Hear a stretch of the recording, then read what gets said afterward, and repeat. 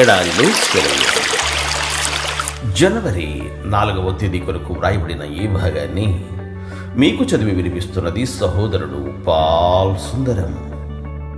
యేసు, నీవు వెళ్ళుము, నీ కుమారుడు బ్రతికి ఉన్నాడని అతనితో చెప్పగా ఆ మనుషుడు యేసు తనతో చెప్పిన మాట నమ్మి వెళ్ళిపోయాను.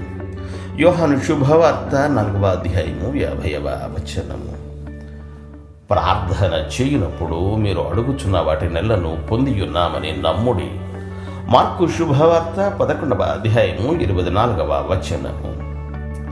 ఏదైనా విషయాన్ని ఖచ్చితంగా ప్రార్థన చేయవలసి వచ్చినప్పుడు దేవుడి మీద నమ్మకం కుదిరేదాకా ప్రార్థించాలి. జవాబు ఇచ్చినందుకు దేవునికి హృదయపూర్వకంగా కృతజ్ఞతలు చెప్పగలిగేంత వరకు ప్రార్థించాలి.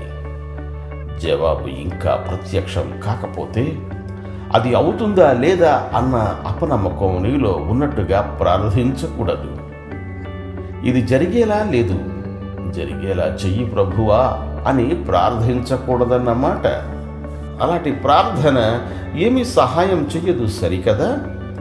అడ్డుబండ అయి కూర్చుంటుంది.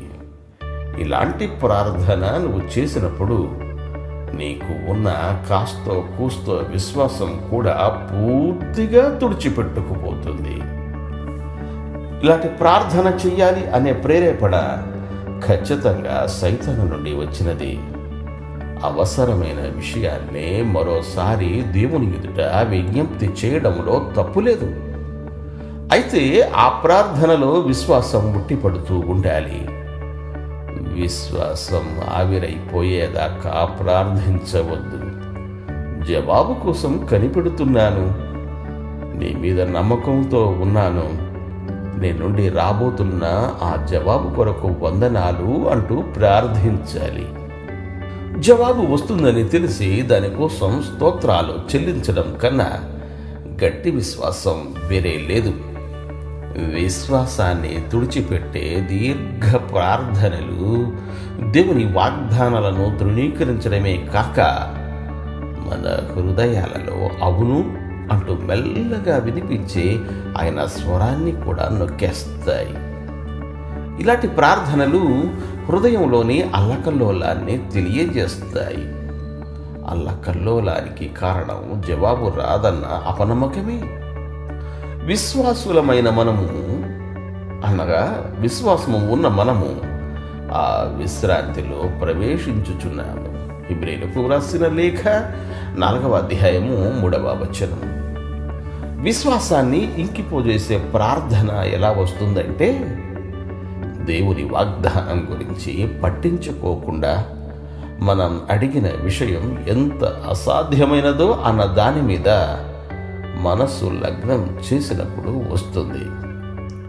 అబ్రహాము తన శరీరము మృతతుల్యమైనట్టు భావించను గాని అవిశ్వాసము వలన దేవుని వాగ్దానమును గూర్చి సందేహింపక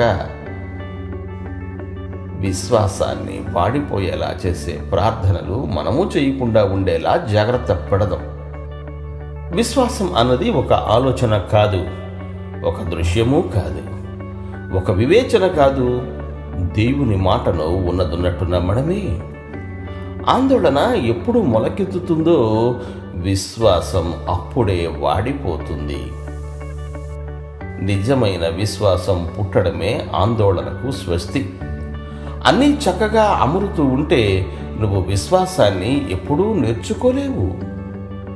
నిశ్శబ్దమైన వేళల్లో దేవుడు తన వాగ్దానాలను మనకిస్తాడు. గంభీరమైన కృపగల మాటలతో మనతో తన నిబంధనను స్థాపిస్తాడు. ఇక వెనక్కి తగ్గి ఆ మాటల్లో ఎంతవరకు మనకి నమ్మకం ఉన్నది కనిపెడతాడు. ఆ తరువాత శోధకుడిని మన దగ్గరకు వచ్చేందుకు అనుమతిస్తాడు. మనకి సంభవించేవన్నీ దేవుని మాటలకి వ్యతిరేకంగానే జరుగుతున్నట్టు కనిపిస్తాయి. ఈ సమయంలో విశ్వాసానికి పట్టాభిషేకం జరుగుతుంది, నమ్మకం గెలుస్తుంది. ఇప్పుడైతే మనం చెలరేగే తుఫానులో మన సాటి వాళ్ళంతా భయంతో వణికిపోతున్న వేళ జయోత్సాహంతో కేక పెట్టాలి. దేవుడు చెప్పినట్టే చివరికి జరుగుతుంది. నేను ఆయన్ని నమ్ముతున్నాను. దినకరుడు జీవించునంత కాలం, నక్షత్రాలు ప్రకాశించినంత కాలం మరణంలోనూ మనుగడలోనూ విశ్వసించండి. ఆయన జ్ఞానహస్తాలే మనల్ని నడిపిస్తాయి. చీకటి దారైన దివ్య సంకల్పపు దివ్యలు వెలుగుతుంటాయి. దేవుడు మేము దీవించుగాక. ఆమేన్. ఆమేన్.